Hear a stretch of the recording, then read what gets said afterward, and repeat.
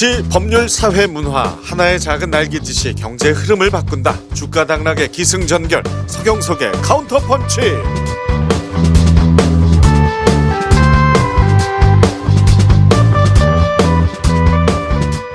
자, 어느덧 11월 마지막 주가 됐습니다. 요동치던 주식시장이 회복세를 보이면서 조정이 끝났나 보다 생각했는데 미국발 악재로 또 우리 시장이 조금 흔들리고 있습니다. 이럴 때일수록 대응을 잘 해야 하는데 카운터펀치와 함께 대응 전략 세워보시는 게 어떻겠습니까? 자, 오늘 함께 하실 식구분들 소개합니다. 청인인베스트의 강민 팀장, 시사평론가 장희영 한양대 겸임교수 나오셨고요. 그리고 오랜만에 뵙습니다. 반가운 얼굴 정두원 의원께서도 참석하셨습니다. 어서 오십시오. 네, 안녕하세요. 반갑습니다. 아이, 반갑습니다. 네.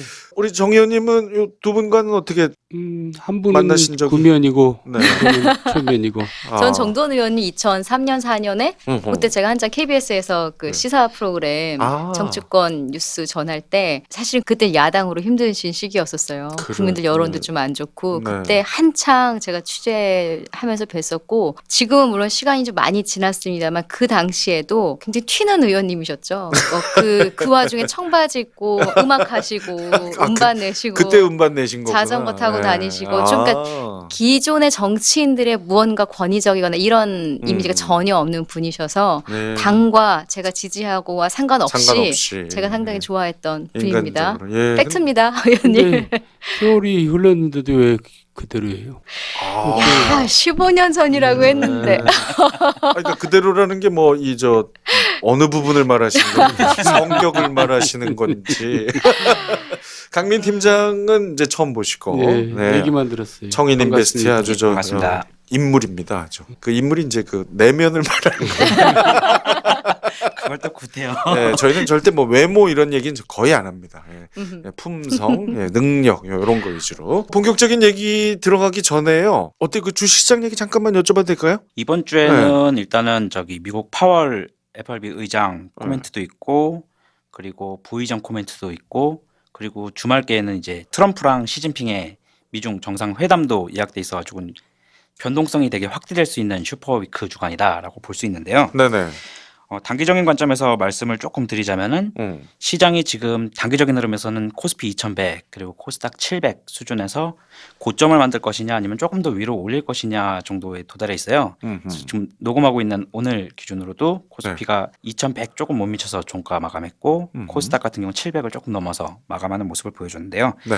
지금 현재 시장 참여자들 입장에서는 전반적으로 본인들의 예측에 맞춰서 포지션을 취하긴 하겠지만 아직까지는 확인해야 될 부분들이 있다라는 관점에서 눈치 보기를 할 거다라고 보기 때문에 변동성이 확대된 상태에서 방향성은 아직 잡히지 않았다라고 보는 게 맞지 않을까 생각하고 있습니다. 그래도 좀 많은 분들이 그 힘들어했던 지난 시간에 비해서 얼굴들이 조금 펴진 듯한 느낌은 있더라고요. 예, 아무래도 시장이 올라오면 종목들은 더 맞춰서 올라오는. 서경석 씨가 갖고 있는 종목이 올라서 그런 건 아니죠?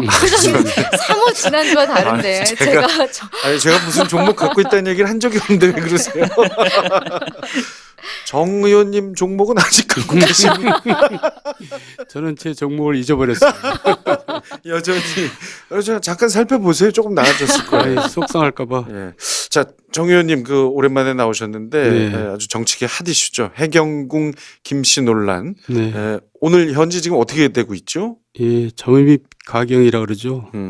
점점 일이 커지고 있는데 오늘은 또 해경궁 김씨 이제 압수수색, 특히 이제 핸폰 압수수색인데 경찰이 스모킹 건이 있다 그러더니 인제 와서 압수수색을 들어갔나 이제 좀 의문이 들고요. 근데 또 그 휴대폰을 확보도 못했더라고요. 근데 이제 재밌는 게 휴대폰은 어딨냐니까 어딘지 모르겠어요 이렇게 얘기해요. 그 얘기는 좀 이상하지 않아요? 그러니까 뭔가 감추고 있다는 얘기죠. 떳떳하지 못하다는 얘기. 뭔가 몰리고 있다는 얘기인데 그보다 더 중요한 거는 지금 이재명 지사가 이제 권력의 정면으로 맞서고 있다는 거죠. 몰리니까 이제 그렇게 됐는데 어쨌든 도지사는 그대로 유지할 가능성이 높기 때문에 여당으로서는 굉장히 머리가 아프죠. 그러면서 현직 민주당 도지사가 권력에 맞서고 있다. 이거는 골치 아픈 얘기거든요. 그러니까 이제 향후 기초가 주목됩니다. 예. 우리 장 교수님은 경기도민이신가요? 맞아요. 예. 이게 사실 논란이고 아직 뭐 수사가 종결이 되거나 결정이 난 게 아니기 때문에 저는 뭐 어느 편으로 이야기하고 싶지는 않고요. 제가 이제 가입된 요즘에 SNS로 단톡방이라고 해서 이렇게 쭉 사람들 여럿이 하는 네. 단체방 있잖아요. 각 단체방 정치하는 분들하고 있는 단체방이든 방송하는 분들하고 있는 단체방이든 아니면 우리 교수들끼리 있는 단체방이든 다 이 얘기로 서로 싸워요. 서로 링크 보내면서 이것 봐라 이런데 이게 문제냐 그럼 또 다른 링크 보내면서 그럼 이건 어떻게 설명할 거냐. 근데 참 그 자체가 이슈 자체가 사실은 상당히 씁쓸한 문제인 것이고 대개는 왜 야당이 공격을 받으면 여당의 정치적인 공약이다 할 때 지금 여당 내 사람인 거잖아요. 사실 그 부분도 다른 사태와는 다른데 개인적으로 저는 경기도에 살면서 이거 어쩌면 이기적인 걸 수도 있지만 어쩌면 또 되게 당연한 이야기인데 정말 전 그 생각 들어요. 경기도가 얼마나 크고 인구가 얼마나 많은데 해야 될 일들이 얼마나 많을 것이며 거기에 들어가는 비용이나 이런 것들 결국 또 우리 세금이고요. 지체가 되건 그 낭비가 되건 어쨌든 이게 제대로 돌아가지는 않을 거라고 믿어요. 그렇죠. 신이 아닌 이상 인간이 이렇게까지 그렇죠. 큰 일을 휘말리면 저는 서울 시민인데도 지금 경기도정이 걱정이 되거든요. 그리고 이제 이재명 도지사가 이제 아마 경기도민들한테 보내는 것 같은데 SNS로 이제 가끔씩 이렇게 본인이 하는 일을 뉴스레터처럼 보내요. 그게 본인이 하고 있는 도정 일을 보내는 경우도 있고 때로는 이런 이제 언론 기사들에 대해서 이제 해명이나 반박하는 것들을 도민들에게 자신 입장에서는 책임지고 알린다라는 건데 문제는 그게 섞여 온단 말이죠. 그럼 이제 제 생각에는 제대로 된다면 도정 일만 오는 게 원래는 정상인데 지금 이런 뉴스를 같이 보내는 것 자체가 이분이 두 가지 일을 지금 같이 하고 있다는 거잖아요. 그렇죠. 신경을 쓰고 있다라는 게 어쩌면 우리에게는 손해인 거죠. 좀 이기적으로 따지자면. 그래서 어찌 됐건 간에 빨리 좀 수습됐으면 좋겠는 게 지금 저의 마음이에요. 맞습니다. 이 경기도민뿐만이 아니고 참 우리 국민 모두가 걱정하고 그렇죠. 있는. 예. 안 그렇습니까? 서울 시민 우리 강민 팀장님. 네, 맞습니다. 네. 동의합니다. 저분이 아주 저 청인 인베스트 인물입니다. 참 너그러운 품성에. 여전하시네 우리 정 의원님은 참 항상 그 이 무게감을 유지하시면서 내용이 없으니까 무게라도 중간중간 주식 얘기 나오면 상당히 침울해지시고. 아니 근데 네. 15년 만에 저한테는 변한 게 없다고 칭찬을 해주셨는데 네. 저도 워낙 솔직 담백한 사람이라 정 의원님은 많이 변하셨네요. 15년 전엔 날라다니셨어요. 제가 아까 청바지 얘기를 괜히 한 게 아니고 네네. 무대 위에 올라가서 막 공연하고 밴드하고 이러실 때 계단을 막 뛰어 올라가시고 펄펄 나르셨거든요. 지금도 열정은 굉장히 무게감이 있어지셨는데요. 아니, 열정은 있으신데 네. 지금 학년이 지금 마지막 학년인데 네. 여러 가지 이제 조절하셔야 되고 건강 보조식품도 좀 드시는 상황이. 아니 이렇게 이 분위기가 마음에 안 드시는 건 아닌가 아유, 심히 그런 걱정이 돼서. 그런 건 아니. 워낙 너그러우신 분이어서. 그리고 사실 이제 오늘 주제가 주제인 만큼 정 의원님을 저희가 특별히 모셨거든요. 자 이제 본격적으로 오늘의 이야기 시작하겠습니다. 교착 상태에 빠졌던 북미 관계가 다시 꿈틀거리고 있습니다. 지난 6월 북미 정상회담 이후 미국은 핵 신고서 제출을, 북한은 종전 선언을 요구하며 서로 힘겨루기를 하고 있는데요. 이런 가운데 문재인 대통령은 국제사회에서 북한의 비핵화를 전제로 한 제재 완화의 필요성을 강조하고 있습니다. 과연 누가 북미 관계에 물꼬를 틀 것인가? 카운터펀치 1부에서는 북미 관계와 제재 완화의 가능성을 살펴봅니다.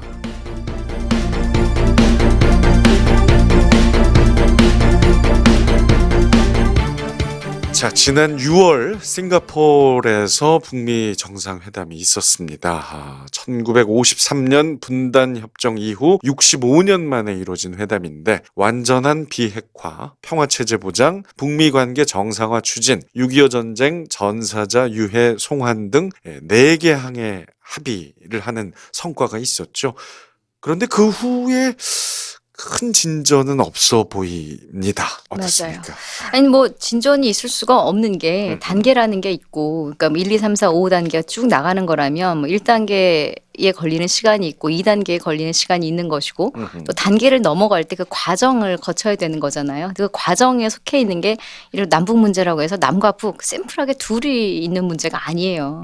둘만 있어도 사실은 이 오랜 분단을 갑자기 하나로 가까워진다는 게 쉽지가 않을 텐데 시간이 너무 지나다 보니까 역사적으로 그 당시에 뭐 사실 나라 이름이 바뀔 정도잖아요. 뭐 중공이 중국이 되고 뭐 소련이 러시아가 되고 이런 역사적인 사건들이 있었고, 그래서 뭐 당시의 일과 지금의 일이 갑자기 해결될 수는 없는 거고요. 차근차근 풀겠습니다만 이게 중심에 있는 나라가 남북 문제 얘기하자면 미국이란 나라가 있는데 미국도 어차피 정치적으로 지금 뭐 선거도 있었고 여러 이슈들이 있다 보니까 그런 정치적인 셈법으로 이런저런 이제 말싸움들도 좀 있었고 제 생각에 이제 그런 것들 때문에 진전이 지금 없었던 게 누구 탓할 것이 아니라 상황적으로 그랬다. 저는 그렇게 봅니다. 어찌 보면 당연한 상황이다. 안 당연했으면 좋겠는데 사실은 너무 그 미국이 중심에 있다 보니까 미국 일에 우리 일이 살짝 소홀해진 거는 없지 않아 있죠. 네, 강민 팀장님. 예, 저도 장 교수님이랑 유사한 견해를 갖고 있는데요. 북미 정상회담을 하고 그 이후에 이제 진전되는 일들에 대해서는 이게 되게 거북하게 들릴 수 있는 멘트긴 한데 북한의 문제를 해결하기 위해서는 미국의 승인이나 미국의 동의 이런 과정들을 거치면서 나가야 되는 부분들이 있어서 미국은 지금 중국이랑 무역 전쟁을 벌이고 있고 이란 문제도 해결해야 되고 여러 가지 사건들과 또 선거랑 일들이 산재 있는 상태에서 그걸 해결하면서 가는 순위라 우선순위가 북한 문제가 우선순위가 아니다라고 맞아요. 해석할 수도 있거든요.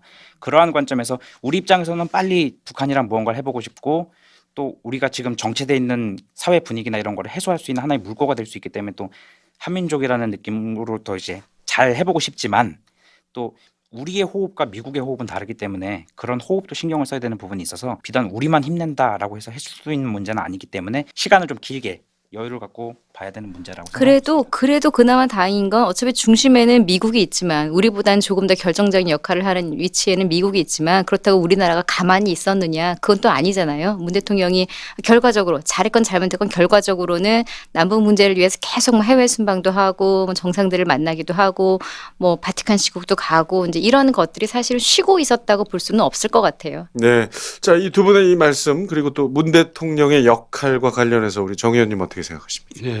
그러니까 작년만 생각하면은 사실 전쟁이 나는 거 아니냐는 위기감이 그랬죠. 맞아요. 팽배했어요. 예. 그래서 이제 그것만 해소된 것만 해도 굉장히 큰 일을 한 거죠. 근데 그 큰 일을 누가 했냐면 먼저는 김정은이 한 겁니다. 이게 이제 올 신년사에서 대화를 이제 제의하면서 근데 또 그쪽은 왜 그렇게 했느냐? 핵을 이미 완성했거든요. 실질적으로.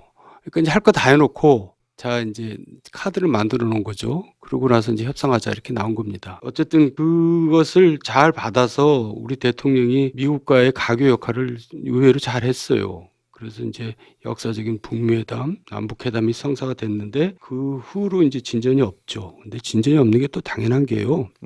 원래 핵 문제, 비핵화 문제는 그게 간단한 문제가 아니고 차차 또 얘기하겠지만은 이게 서로 합의를 본다 하더라도 이행하는 데서 몇 년이 걸리는 문제입니다. 맞아요. 예. 맞아요. 예. 근데 서로 합의 보기에는 이제 뭐가 있어야 되냐면 신뢰 관계가 있어야 되는데 네. 서로 동시에 패를 딱 꺼내가지고 탁 해서 맞춰가지고 딱 하면 좋겠는데 그게 아니라 서로 너가 먼저 양보라, 네가 먼저 양보라 이러고 있거든요. 그런데 이제 간단하게 얘기하면은 핵신고를 이제 먼저 해야 되는데 핵신고를 하게 되면은 타겟이 정해지는 겁니다. 공격의 타겟이. 그러니까 이제 그런 경우가 여러 번 있었거든요. 이라크 경우도 있었고 리비아 경우도 있었고. 그러니까 이제 김정은 위원장 입장에서는 그거를 이제 믿을 수가 없으니까 종전선언을 먼저 하고 하자 이렇게 나오는 거고 미국 입장에서는 우리가 지금 몇십 년 동안 당신들한테 그렇게 속았는데 또 속으랴. 뭐 이제 서로 못 믿어갖고 이렇게 하는 거를 과정을 지금 겪고 있는 거죠. 그러니까 이제 누가 더 급한지 그 싸움을 하고 있는 것 같아요. 네. 이게 최근 저희 카운터펀치 진행 흐름과는 아주 다르게 초반에 이 세 분 모두가 약간 의견이 일치하는 듯한 느낌이거든요. 저도 의외인데요. 오늘 전 정두원 의원님하고 맞서야 되나 막 감히 이러면서 나왔는데 뒷부분 남았으니까 지금 모르는 거고. 아니, 그러면 이제 제일 중요한 건 네네네. 그 어느 정도 인정한다.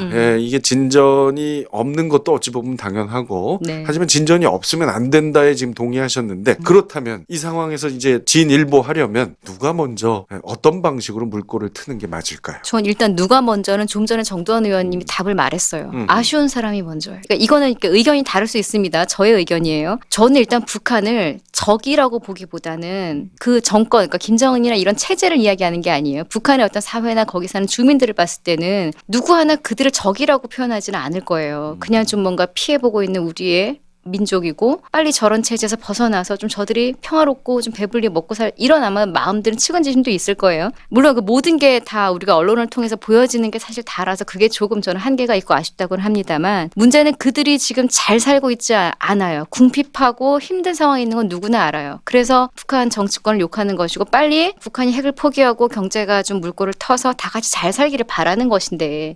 결과적으로는 누굴 탓하기 이전에 북한이 힘들다는 팩트인 거거든요. 네. 김정은도 더 이상 갈 데가 없다고 생각을 하니까 그래 핵폐기니 뭐 이런 얘기를 쭉 하면서 일단은 경제 제재를 풀어달라고 얘기를 하는 거잖아요. 아쉬운 건 배고픈 사람이에요. 제가 볼 때는. 아쉬운 건 배고픈 사람이고 배고픈 사람은 일단은 본인이 음식을 얻기 위해서 방법들을 상당히 치밀하게 짜고 있을 거고요. 다만 가진 자는 그렇게 서두를 필요가 없어요.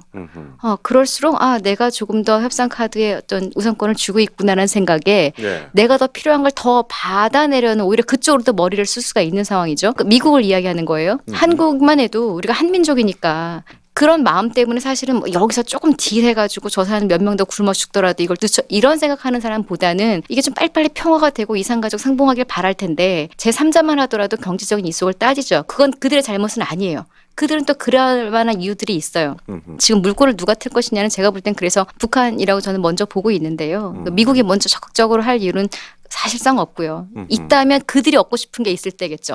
경제적인 패권을 자기네들이 주고 싶다거나 뭐 유럽이나 중국이나 러시아와의 어떤 경제적인 이권 싸움에서 본인들이 뭔가 선취하기 위해서 북한에게 무언가 딜을 제시할 수는 있어요. 하지만 아쉬운 건 북한이고 그 북한이 지금 뭘 하고 있느냐. 종전선언부터 빨리 해주십시오라고 계속 하는 이유가 네. 종전선언이 되면 지금 전쟁 중이라면 모든 주도권은 미국이 갖고 있는 게 맞아요.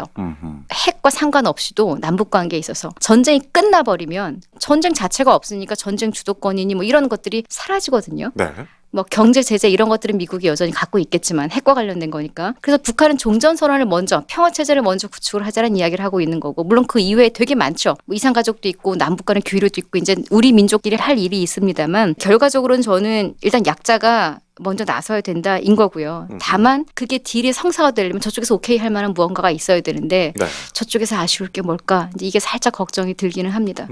강민 팀장 지금 동의하는 얼굴 예. 표정인데요. 일단은 북미 관계가 이렇게 교차 상태다라기보다는 서로 지금 조율하는 과정이다라고 이제 보고 있는 중이거든요. 좋다. 희망적이다. 조율 과정이다. 조율 예. 과정. 근데 꼭 조율 과정이 친구들끼리 해가지고는 내가 이거 양보할게 이런 과정은 아니니까요. 국가 대 국가니까 만날 것처럼 하다가 틀어버리기도 하고 뒤에서 욕을 하되 북한이랑 미국이랑 지금 보면 서로 상대 국가는 비난하거나 뭘 할지언정 상대방 자체는 그렇게 공격적인 언사나 이런 걸 안 하면서 판은 깨지 않고 그냥 이제 끌고 가는 형태를 계속 보여주고 있거든요. 그래서 오늘 그 녹음하고 있는 지금 이 시각으로부터 한 1시간 전에 예, 아까 고위급 회담 연기됐다고 이제 기사 나오기도 했는데 그런 거를 볼 때 지금 북한이랑 미국은 접점을 찾아가고 있는 관계다, 과정이다라고 보고 비핵화라는 것도 미국에서 요구하는 것도 솔직히 현실적인 항목들이나 조건들은 아니고 북한에서도 마찬가지로 비현실적이거나 자기가 일방적으로 불리한 건 하고 싶어 하지 않을 거고 그다음에 그걸 현실적인 과정으로 맞춰가는 과정이다라고 보고 있고요. 급하다라는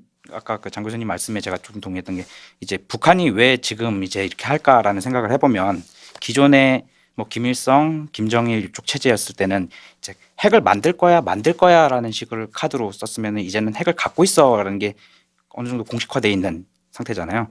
그렇기 때문에 그걸 하나의 카드로 쓸 수 있고 또 북한에서도 이제 외부에서 유입되는 뭐 핸드폰이든 뭐 문화 정보나 소식이든 그리고 그 장마당이라고 해가지고는 이제 해방에 대한 압력이 계속 올라오고 있는 상태이기 때문에 북한도 계속 그걸 억누르면서 체제를 유지하기는 힘들고 김정은 입장에선 자기의 정권이나 안전을 어느 정도 확보하는 상태에서 체제를 유지하기 위해서는 어느 정도 풀어야 된다라는 걸 본인도 인지를 하고 있기 때문에 네네. 급한 거는 북한 입장이고 그 과정은 미국이랑 북한이 조율하면서 할 수 있도록 우리가 중간자 입장을 취해줘야 되는 거고 우리 입장에서는 또 주변국들이 북한이 오픈을 할 때 어느 정도 받아들이고는 자연스럽게 넘어올 수 있도록 주변국들에게 그걸 계속 인지시켜주는 작업 정도로 하면 될 것 같아요.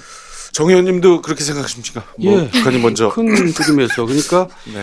이제 딜레마라고 얘기하는 게 예. 뭐냐면 이제 이거를 누르면 저쪽이 튀어나오고 예. 저쪽을 누르면 이쪽이 튀어나오는 걸 딜레마라고 그러잖아요. 근데 미북 관계가 딜레마일 수가 있어요. 상호 신뢰를 형성한 다음에 누가 먼저 양보하느냐 이제 이런 딜레마가 있는 거고 북한 내부에 지금 얘기했듯이 딜레마가 있어요. 그러니까 이게 얘기가 잘 돼서 경제협력으로 이제 가고 제재를 해제하고 나면은 북한 내부에서 이제 그야말로 장마당 바람이 불고 이러면 체제가 위협을 받아요. 이제 개혁 개방 바람이 불고 자유화 바람이 불고 그러니까 김정은이 그것도 생각 안 할 수가 없어요. 김정은한테 제일 중요한 게 뭐냐면 북한의 체제입장. 인민보다도 자기거든요. 자기 권력이 그런 딜레마가 하나 있고 또 외부의 딜레마가 또 뭐가 있냐면 이란이라는 딜레마가 있어요. 지금 미국 이란을 지금 제재하고 있는데 이란하고 북한하고 같이 가야지 다르게 갈 수 없잖아요. 북한에 무슨 특별히 대우를 해주면 이란에서 뭐라 그러겠어요. 그러니까 지금 이란 문제하고도 얽혀 있어가지고 그래서 저는 이게 장기 미제로 갈 가능성이 많다 이렇게 보고 있는 거예요. 특히 이제 한 가지만 더 얘기하면 이제 신고가 먼저라 그랬잖아요. 신고가 핵탄두, 핵물질, 핵시설을 신고해야 되는데 핵탄두나 핵시설은 그렇다 치고 핵물질이 문제예요. 우라늄이 이제 문제인데 우라늄은 굉장히 소량이고 소위 말해서 건물 지하에서도 만들 수 있고 지하에다 감출 수도 있어요. 그러니까 이거를 갖다가 어떻게 다 밝혀내냔 말이에요. 그러니까 이걸 밝혀내는 것도 보통 문제가 아니고 이거를 또 다 신고한다고 하더라도 이거를 미국에서 믿을 수가 있겠냐 이거예요. 그러니까 하여간 우리가 생각하는 것보다는 너무나 복잡한 문제예요. 알면 알수록. 저도 이거 제대로 머리 들여다보니까는 머리가 터질 정도인데 하여간 그래서 저는 미국에서는 일단 관리 모드로 들어갔고 이란하고 같이 움직이면서 결정적인 시기를 보고 있다 저는 이렇게 생각하는데 어쨌든 북미 회담도 지금 미뤄지고 있고 더군다나 청와대에서는 엊그저께 얘기한 게 무슨 얘기냐면 올해 안에 김정은이 남쪽으로 내려온다는 게 이제 불확실해졌다는 것을 이제 사실 시인한 거죠. 지금 이것도 뭐 핵 신고한다라는 게 정 의원님 말씀하시잖아요. 들여다 보고 나니 너무 복잡한 일이다. 네.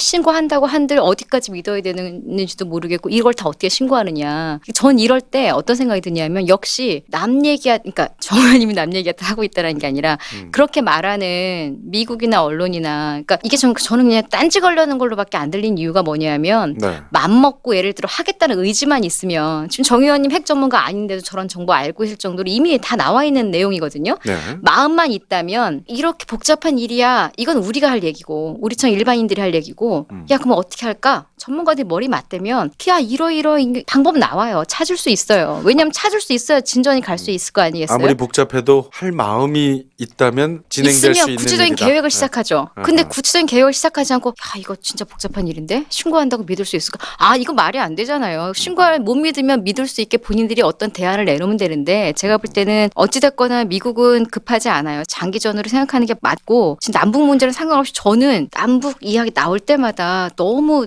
제가 그냥 이거랑 정치적인 거와 별개로 제가 약간 흥분하고 화가 나는 부분은 네. 저는 그러니까 혼자 저는 여기저기 차 타고 좀 다니는 걸 좋아해요. 바람 쐬러. 근데 어허. 요즘에 자꾸 어디를 가냐면 네. 파주 그쪽 뭐 임진강 이런 집에서 가깝기도 합니다만 어허.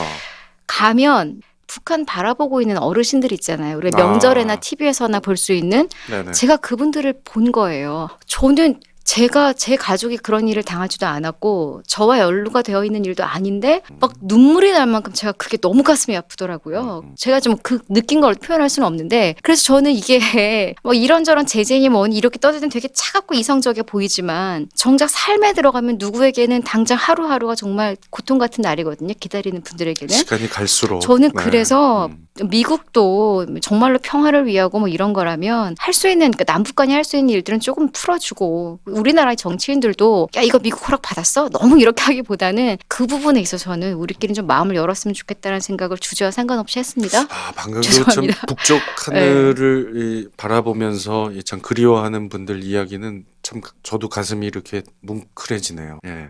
자, 지금 이 북한이 먼저 나서는 게 맞다라고 세 분 다 동의를 했는데 맞다라기보다 그럴 그럴 수밖에 수밖에 없는 없을 상황이다. 것이다. 예. 그럴 맞다는 아니에요. 예, 사실은. 북한이 먼저 나서지 않을까라고 지금 세 분 다 동의를 하고 계신데 문재인 대통령은 계속해서 제재 완화를 강조하고 있습니다. 대북 제재 완화. 그 이유가 뭘까요? 북한 달래기죠. 그러니까 이제 북한한테 자꾸 대화의 끈을 놓지 않게 하기 위해서 달래는 거죠. 지금 제재 완화가 가능하다고 생각해서 하겠어요. 대통령이라고. 북한한테 우리가 이렇게 성의 표시를 계속 하니까 우리를 믿고 계속 이 상황에서 후퇴하지 말라. 그런 메시지를 계속 보내는 거죠. 그렇죠. 우리 입장에서는 북한도 우리 편이어야 되고 미국도 우리 편이어야 되는 거예요. 그러니까 북한 김정은이 또 마음이 다치기 전에 네. 북한 그러니까 뭐 김정은이 뭐 마음을 닫고 이건 모르겠지만 과거 그의 아버지, 할아버지 뭐 쭉 과거 정치인 이 역사를 보자면은 잘 될 뻔하다가 막혔다 이런 일들이 역사적으로 많았잖아요. 네네. 구체적인 정치적으로 그 들어가서 원인을 찾기 이전에 결과적으로 그렇다 보니까 다시 또 북한이 힘들게 연 이 마음을 다시 닫기 전에 북한도 달래야 되고 너무 또 그러면은 또 말 나오잖아요. 그렇죠. 뭐 하는 거냐? 그러니까 또 미국도 달려야 되는 거고 중간에 문 대통령 우리 정부가 있는 거는 맞고 제재 완화를 강조하는 것은 또 하나가 있다고 봐요. 그냥 이거는 제가 믿고 싶은 건데 그냥 제재 완화가 빨리 돼야 어쨌든 북한이 경제가 돌아가고 먹고 살 거 아니겠어요. 그리고 제재 완화가 일단 되면 아마 지금과 판이하게 바뀔걸요. 패권이 미국에게 있지 않고 어쩌면 무게중심이 많이 이동할 겁니다. 왜냐하면 제재 완화가 됨과 동시에 경제 개발이 들어가면 그로 인해 얻을 수 있는 이익들은 단순히 조그만 북한 나라 이 면적이 아니라 너무나 커요. 정치적 이셈도 많고 이러다 보니까 문재인 대통령은 일단 빨리 돌아가게 하기 위해서 북한에 대한 제재 완화를 좀 강조하는 거고요. 그러니까 제재 완화가 되면 그 북한뿐만이 아니라 우리 남한이 얻는 경제적인 이익도 당연히 있고요. 엄청나게 당연히 크다는 있고 거죠. 그리고 네. 그 제재 완화가 있다라는 건 사실 그 전에 뭐 남북끼리 할 수 있는 일들은 이미 그 전에 많이 열린다는 얘기예요. 경제 제재 완화라는 거는 국제적인 이야기를 얘기하고 있는 거잖아요. 지금 미국이 오케이 하지 않고 있는 부분. 그러니까 이제 미국에게 조금 미국한테만 바랄 수가 없으니 네. 유럽에도 러시아에도 일본에도 중국에도 쭉 다니면서 하는 이유가 같이 좀 힘을 모으자. 그래도 심지어 좀 도와주고 있죠. 러시아도 미국한테 대놓고 야 너무 북한한테만 그렇게 몰아칠 게 아니라 네. 같이 좀 한 발 한 발 하자. 지금 입장 너무 미국 일방적으로 니네 다 포기하면 우리가 경제 제재 해줄게 이게 아니라 협상이란 원래 너 하나 내놓으면 나도 하나 내놓고 이렇게 가는 건데 너무 북한 압박하지 말아라라고 대놓고 국제사회에서 지금 이야기가 나오고 있는 상황이거든요. 우리 정부의 입장은 그런 거예요. 둘 다의 그러니까 눈치를 북한 보면서. 달래기 앤드 그쵸. 남북이 함께 얻을 수 있는 어떤 그렇죠. 경제적인 예. 이익을 염두에 두고. 네. 근데 그런 얘기가 사실은 어떤 면에서는 불필요한 게 미국은 제재 완화가 비핵화가 없으면 제재 완화를 절대 안 해요. 그러니까 그거는 우리가 옳고 그르고 떠나서 받아들일 수밖에 없어요. 미국은 국내 정치적으로 그거를 바꿀 수 없거든요. 그러니까 그 상황에서 지금 뭐 어떻게 할 것이냐. 그래서 제가 장기 미제로 갈 것이다라고 보는 거예요. 미국이 왜 조금 여유가 있냐면 북한이 장거리 탄도미사일은 아직 완성을 못했거든요. 그러니까 미국까지 쏘는 거는 지금 완성이 됐다고 보지를 않고 있어요. 미국에서. 그러니까 미국 본토는 위협받지 않고 있구나라는 생각 때문에 여유가 있는 거죠. 이제 그것까지 하게 되면 미국에서는 아마 가만히 있지 않을 거예요. 바로 전 단계에서 스톱을 했거든요. 네. 그러니까 북한도 이제 굉장히 영리한 거죠. 비핵화가 되지 않으면 제재는 안 될 것이고 그런 상황에서 어떻게 풀어나갈 것이냐. 이제 우리가 그래서 이제 북한이 먼저 움직여야 된다 이 얘기인데 다시 얘기가 되돌이처럼 돌아가는 거죠. 근데 움직여 예를 들어 뭘 하나 했어요 북한이. 근데 했어. 근데 어떻게 믿어? 왜 이렇게 나오면 뭐 하자는 거지? 우리가 지켜보는 당사자 입장에서는 빨리 다음 단계 가고 싶은데 2단계 가야 3단계 가고 4단계 가는 건데 그래서 저는 어쩌면 미국의 의지는 지금은 확고해요. 근데 미국 내 정치권이 거기서 독재사회는 아니잖아요. 미국도. 그러다 보니까 이런저런 이제 의견들이 충돌하고 있는 상황이고 제가 볼 때는 만약에 미국을 제외한 모든 국가들 중국, 러시아, 뭐 유럽, 뭐 아시아권 모든 국가들이 야 미국 니네 너무하는 거 아니야? 북한도 좀 저렇게 마음을 열었는데 지금 여기서 둘 중에 누가 깡패야? 예를 들어 이렇게 심한 경우 이렇게까지 나올 정도로 미국이 강하게 가지는 못할 거예요. 정치적인 자기네들의 입지가 있기 때문에. 네. 전 그래서 이제 문 대통령의 외교 활동이 상당히 의미가 있다라고 저는 보고 있고 미국도 그걸 모르고 있지 않을 거거든요. 최대한 자신들의 입속을 찾는 방법을 지금 짜고 있을 거예요. 의미가 참 있는 일인데 참 힘든 일이에요. 아니, 그 얘기를 네, 다시 지금 이제 설명 한번- 들으면 들을수록. 네, 얘기를 다시 정리를 해보면 네. 핵 폐기 절차는 다 정해져 있고 북한도 알고 그렇죠. 있어요. 그러니까 예. 신고를 하고 검증을 하고 파기를 하는 거예요. 근데 신고까지도 못 들어가고 있잖아요. 신고를 하면은 아까 얘기했듯이 바로 공격 대상이 된다. 그렇기 때문에 북한에서는 평화 협정을 먼저 체결하자, 종전선언을 하자 이렇게 맞아요. 하는 거고요. 음흠. 미국에서는 처음에 그걸 받아들일 의사가 좀 있다가 이제 미국에서 그렇게 하게 되면 북한이 입장을 또 바꿀 것이다라고 이제 의심하기 시작하는 거죠. 음흠. 그러니까 이제 이 신뢰관계가 어떻게 이제 형성될 것이냐, 시간이 가면 형성될 것이냐, 일단 그걸 우리가 볼 수밖에 없어요. 의원님, 근데 솔직히 진짜 그게 신뢰 문제일까요? 미국이 진짜 북한을 못 믿어서 저는 이게 어떻게 보이냐면 그냥 우리가 협상 전략을 경영하면서 아니 배울 20년 때 동안 북한이 속인 건 사실이에요. 그러니까 이 부분을 개발했잖아요. 북한은 북한대로 예를 들어 지금처럼 마음을 열기 전에 똑같이 말했거든요. 미국 니네 못 믿는다. 전에도 이렇게 비핵화하면은 경제적인 제재 풀어준다고 해서 실제로 과거에 그런 일이 있었죠. 자기네들이 저 이거 없애는 작업 북한이 하고 미국이 매달 얼마씩 돈을 주고 이게 이루어진 적이 있었거든요. 근데 그 부분이 중단이 됐을 때 미국이 돈을 안 줬으니까 우린 다시 만들겠다. 북한의 입장은 그거였었고 언론에서는 사실상 미국이 주기로 한 돈을 지급하지 않은 그 부분은 좀 사실은 많이 묻혔고, 야 북한 애들 봐라 또 거짓말 시키고 안 한다더니 다시 또 뭐 미사일 쏘고 뭐 하네, 핵 개발하네, 약간 좀 이런 것들이 없잖아 있었어요. 이제는 다 밝혀진 팩트지만. 그래서 제가 볼 땐 이게 그냥 협상 전략상 내가 조금 더 받기 위해서 사실은 믿는데도 어떻게 믿어? 약간 이러면 제가 하나 더 줄 것 같으면 이게 전략에 있거든요. 제가 볼 때는 북한도 맨날 나오는 말이 리비아 뭐 트라우마가 있어서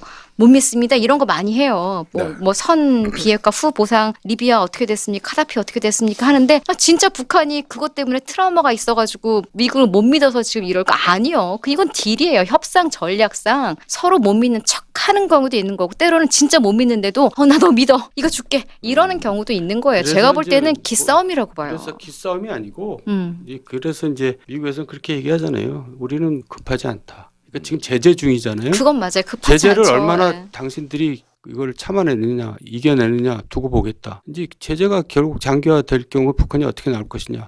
그래서 제가 장기 미제라는 거예요. 그리고 앞서 얘기했던 거랑 또 비슷하게 다시 돌아가는 게 미국 입장에선 북한 카드가 급한 카드가 아니거든요 지금. 그렇기 때문에 북한이 아무리 힘들고 뭐 못 믿겠니 믿겠니, 아마 미국도 스스로 생각할 거예요. 자기네들이 요구하는 그 핵 포기하고 이런 절차들이 현실적으로 완전히 가능하고 신뢰를 100% 쌓을 수 있는 방법은 아니라는 거는 본인들도 알고 있을 거고, 그렇기 때문에 북한이랑 어느 정도 타협해야 되는 것도 알고 있지만 난 당장 북한이랑 카드를 쓸 생각이 없기 때문에 네가 뭐라고 얘기를 하든 일단은 내 방식대로 하라고 주장을 할 거다라는 식으로 갈 수도 있고요. 그리고 앞서도 얘기했지만 뭐 저 미중 무역 전쟁도 있고 지금 이란 문제도 있고, 이렇기 때문에 산적한 우선순위에서 밀려버리면 네. 그 당사자가 아무리 급해도 내가 급한 게 아니면 난 당연히 안 달란 사람이 더 포기하고 찾아올 때까지 기다리든지 아니면 가장 급한 일 하고 있을 테니까 나중에 생각나면 와 이렇게 해버리고 말든지 할 거니까 그런 식으로 가는 게 아닐까 생각합니다. 참 그 인간관계에 있어서도 왜 오랜 기간 싸웠던 두 사람이 이렇게 화해를 하고 없었던 일로 하자, 이게 참 쉬운 일이 아니고 그 사이에서 중재하는 사람 얼마나 힘듭니까? 우리가 예. 북한의 약자인 게, 우리가 왜 약자겠어요? 우리가 가진 게 많아서 약자예요. 가진 게 많은 사람들이 항상 약하게 돼 있어요. 그러니까 예를 들어서 위기가 고조되면은 우리 당장 증시 깨지고, 그리고 외국 투자 철수하고 우리 경제에 악영향을 미치니까 대통령이 저렇게 아쉬운 소리 하면서 다니는 거지. 왜 그러겠어요? 그러니까 우리가 그걸 잊어버리면 안 돼요. 아니야, 전 이 부분도 반론 제기. 예, 반론지. 지금 예상은 그렇게 할 수 있어요. 예측은. 근데 문제 예측할 수 있다는 건 미리 대비할 수 있다는 거거든요. 만약 저런 게 문제라면 거기에 대한 대비책을 세우면 되고, 문제는 이게 역사적으로 꼭 필요한 일이라면 어느 정도 희생은 안고 들어간다라는 전제 하에 대비책을 세우면 가능해요. 조금도 피해 안 보겠다? 이걸로 들어가면 답이 없어요. 그럼 안 하겠다는 거거든요. 그럼 겉으로만 하겠다라고 뭐 쇼하는 거 아니잖아요. 정말 할 의지가 있으면 누구든 그걸 감수를 해야죠. 그리고 이게 단기적으로 봤을 때 경제적인 계산법으로 얼마가 나올지 모르겠습니다만 장기적으로 봤을 때, 그리고 돈으로 따질 수 없는 가치가 분명히 있어요. 전 그 부분에 의미를 둔다면 의지가 있으면 풀릴 문제라고 봅니다. 네. 자, 뭐 계속 얘기를 나눠봐도 답이 나올 수 있는 상황은 아닌 것 같고요. 답이 나왔으면 지금 저러고 있겠어요. 그렇죠. 맞아요. 혹시나 답을 우리가 낼 수 있을까 했는데 역시 불가능한 걸로. 네. 하지만 어느 정도 다들 공감하셨으리라 믿고요. 그게 정말 쉬운 문제가 아니네요. 네. 자, 그러면 요 1부 마무리하기 전에 만약에 이제 예정대로 이제 일들이 갑자기 막 진전이 돼서 비핵화, 제재 완화, 그리고 남북 경협까지 다 이제 이루어진다면 수혜를 받는 부분이 있을 것 같거든요. 강민 팀장님이 마지막으로 좀. 네. 일단은 큰 맥락에서 먼저 말씀을 한번 드리자면요. 평화 모드를 타게 되고, 그리고 이제 북한이 더 이상 우리에게 지정학적 리스크로 작용하지 않게 되면 이제 코리아 디스카운트라고 보통 부르잖아요. 코리아 디스카운트의 큰 요인을 세 가지로 보면은 일단 지배구조 문제에 있을 수 있고요. 그리고 배당 적은 거 그런 문제에 있을 수 있고, 그리고 지정학적 리스크, 이렇게 세 개로 불릴 수 있거든요. 근데 배당 문제나 뭐 지배구조 관련된 문제들은 계속 개선을 해나가고 있는 과정에 있고, 지정학적 리스크가 해소가 된다면 기본적으로 우리나라에 대해서 적용되고 있는 코리아 디스카운트가 어느 정도 해소될 수 있는 요인으로 볼 수가 있어요. 그래서 남북이 좋은 관계를 맺는다라고 하면 보통 테마주 해가지고는 뭐 철도 테마주, 무슨 가스관 테마주 이렇게 해서 실적이 어마어마하게 손실 중인 상태임에도 불구하고 이쪽 사업 관련이 있으니까 뭔가 뜨겠지 하고 들어가는데, 네. 그거보다는 차라리 코리아 디스카운트가 해소되면은 당연히 한국이라는 시장 자체가 다시 재평가받는 개념이 되는 거거든요. 네. 그렇기 때문에 실적 잘 나오고 우량한 그런 회사들로 포트폴리오의 무게중심을 잡아두고 네. 단기적으로 움직이는 거는 소액으로 해서 짧게 그냥 치고 빠진 형태로만 하고, 많은 벌어도 크게 벌 욕심 부리지 말고 잃어도 조금만 잃는 상태에서 빠질 수 있게 하는 게 바람직하다고 방금 생각을 합니다. 말씀은 실적이 좋고 우량한 종목을 주목하라. 쉽게 이거는 설명하면은 굳이 이번 그래. 상황하고 상관없이 중요하죠. 국영수 중심으로 암기과목 찾자요. 정말 재수 없는 이야기. 예를 들어서 네. 우리랑 그 제가 비즈니스 그 답을 지금 원해서 제가 여쭤봤겠습니다. 비즈니스 구조가 비슷한 뭐 대만이나 이런 데가 퍼가 13배, 14배를 받는데 네네. 한국은 퍼를 9배 받는다. 어허. 근데 한국이 만약에 똑같이 퍼를 13배, 14배 받을 수 있게 된다. 그럼 지금의 40%, 50%가 올라가야 된다는 얘기가 되거든요. 아, 네네. 그걸 가정으로 놓고 봤을 때는 제가 이제 농담으로 말씀드렸고요. 사실 그런 종목들은 훌륭함에도 불구하고 한국에 지정학적 있으니까. 리스크가 예. 있으면 제대로 평가 못 받을 수 있는데 그런 부분이 해소가 되면 네. 정말 그런 훌륭한 주식들은 날아갈 것이다. 예. 이 말씀이시네요. 그러니까 그렇게 무게 중심을 잡아둬야 된다. 그 외에도 뭐 철도준이 뭐니 얘기할 할 수는 있는데요. 우리 정 의원님이 좋아하지 않아서. 오늘 저 일부 진행하는 동안 대부분 대본 쪽을 바라보시다가 종목 얘기가 나오니까 고개를 바짝 드시고 지금 맞아요. 강민 팀장을 응시하는 모습이 아주 인상적이에요. 주식시장은 그렇고 아마 네. 큰 그림에서 이제 경제가 얼마나 변하냐 그러면 네네. 문재인 대통령이 광복절 경축사에서도 얘기를 하긴 했었는데 남북 경협이 이루어지면 30년간 170조 원, 미화로 따지면 약 1,500억 달러 정도의 이제 경제적인 일들이 벌어진다라는 이야기를 했잖아요. 이거는 물론 예측입니다. 그렇죠? 일단 가보지 않으면 알 수 없는 예측. 이 얘기는 사실은 더 확대 해석할 수도 있고 축소 해석할 수도 있는 문제인데 우리가 흔히 도로 이야기하잖아요. 도로 하나가 뚫리면 갈 수 있는 영역이 얼마나 커지고 거기에서 이제 번지는 경제적인 이득이나 효과나 이런 부분들. 이제 그 부분이 사실은 남북 문제는 우리의 문제라면 남북이 하나가 됐을 때 이후 문제는 전 세계가 주목할 만한 문제예요. 경제적으로 엄청난 큰 변화가 있을 것이고 일단 단기적으로는 북한에 뭐 개발해야 되니까 제조, 건설 경기 뭐 이런 것도 쭉 필요할 거예요. 인프라 문제도 필요하고요.